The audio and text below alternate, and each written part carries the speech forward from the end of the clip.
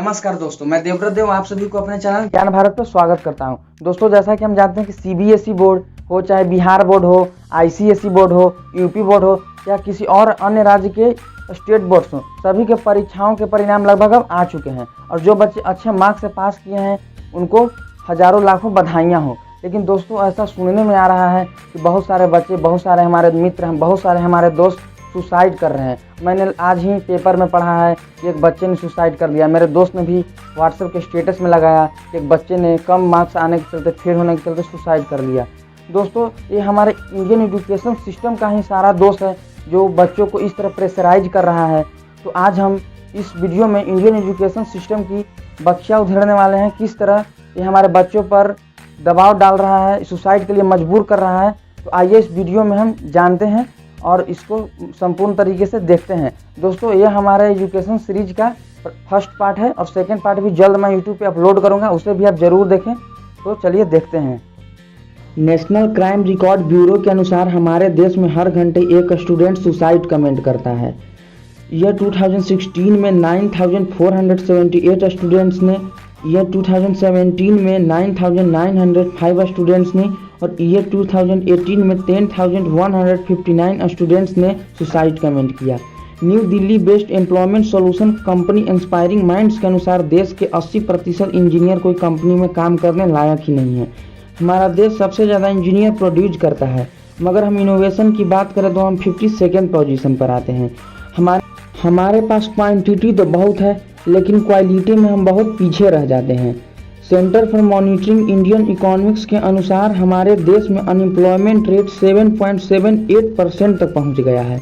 हाल इतने बुरे हैं कि हमारे देश के इंजीनियर और MBA डिग्री वालों को अब चपरासी के जॉब के लिए भी संघर्ष करना पड़ रहा है। आखिर कौन है जिम्मेदार इन सब परिस्थितियों का, हमारे स्टूडेंट्स या फिर हमारा एजुकेशन सिस्टम? तो आइए जानते हैं। एजुकेशन का उद्देश्य हमें आत्मनिर्भर बनाना होता है, हमें सोसाइटी के लिए यूजफुल बनाना होता है। पर क्या हमारा एजुकेशन सिस्टम इस उद्देश्य को पूरा कर पा रहा है? Our motive is not to criticize anyone, but rather than this, our motive is to bring reality in front of you.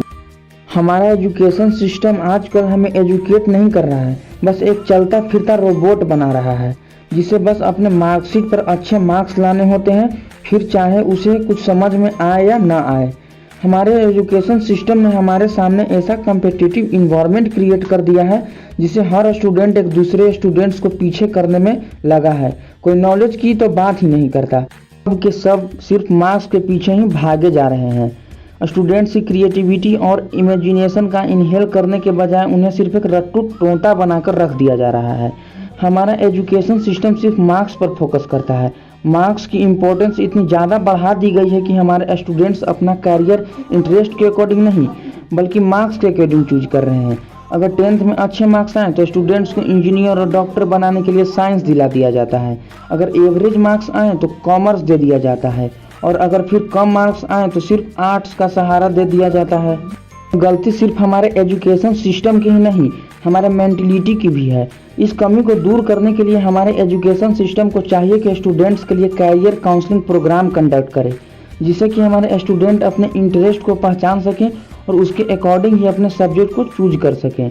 यह सिस्टम की ही गलती है कि आज हमारे स्टूडेंट्स के लिए एजुकेशन का मतलब सिर्फ एग्जाम पास करना रह गया है। यह नहीं पता होता है कि इस तरह से पास होकर उन्हें सिर्फ बेरोजगारी ही मिलेगी, कामयाबी नहीं। The another main problem with our education system is that we are only focusing on theoretical knowledge. आज हमारे स्टूडेंट्स इतना सब पढ़ तो लेते हैं पर उन्हें यही नहीं पता होता है कि इन सब नॉलेज को प्रैक्टिकली किस तरह यूज करें, क्योंकि यह उन्हें सिखाया ही नहीं जाता।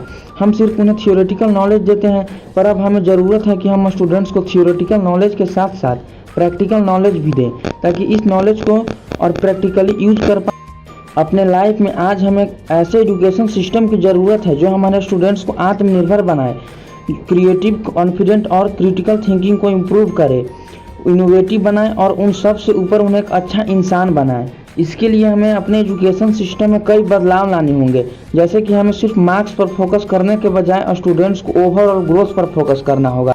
हमें उन्हें कॉन्फिडेंट बनाना होगा ताकि वह अपने थॉट्स को इजीली एक्सप्रेस कर पाएँ। उन्हें थ्योरी के साथ साथ प्रैक्टिकल नॉलेज भी देना होगा। उनके कम्युनिकेशन को इम्प्रूव करने के लिए कई स्टेप लेने होंगे। जिस सब्जेक्ट का कोई प्रैक्टिकल यूज ना हो उसे रिप्लेस दूसरे सब्जेक्ट को इंड्यूस्ड करना होगा। उन्हें रोबोट्स बनाने के बजाय एक इंसान बनाना होगा जो कि सोसाइटी के काम आ सके, जो खुद पर आत्मनिर्भर हो जाए, तो उसके साथ ही जाति और धर्म से ऊपर उठकर अपने देश के लिए काम कर सके। तो मुझे आशा है कि ये वीडियो आपको ज़रूर पसंद आया होगा। तो पसंद आया तो नीचे लाइक करें और कमेंट भी करें। दोस्तों, वीडियो जो आपने देखा एजुकेशन सिस्टम के प्राइमरी खामियों यानी प्राथमिक खामियों के बारे में है, लेकिन जो अगला वीडियो आने वाला है पार्ट 2, उसमें मैं पूरे एजुकेशन सिस्टम को अच्छी तरह गहराई में जाकर एक्सपोज करूंगा और बताऊंगा क्या क्या ऐसी दिक्कतें हैं जिसमें सुधार करने की अब ज़रूरत है। ये हमारे 21वीं शताब्दी के दूसरे दशक की मांग है। धन्यवाद।